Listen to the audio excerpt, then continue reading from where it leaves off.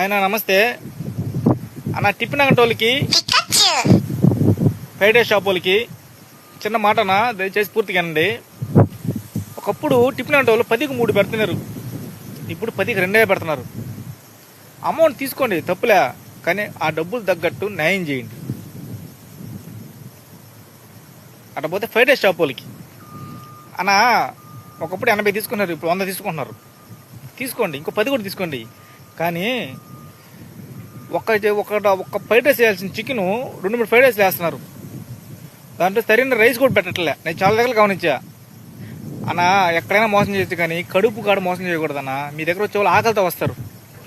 మీరు సర్ది వేసుకొని 10 రూపాయలు డబ్బులు వస్తాయేమో కానీ భగవంతుడు చూస్తుంటాడన్నా. రేట్లు పెరిగినప్పుడే పెంచుతారు, కానీ తగ్గించినప్పుడు ఏ షాప్ కూడా తగ్గించడు. అందుకని దయచేసి అర్థం చేసుకొని తీసుకున్న డబ్బులు న్యాయం చేయండి ప్లీజ్.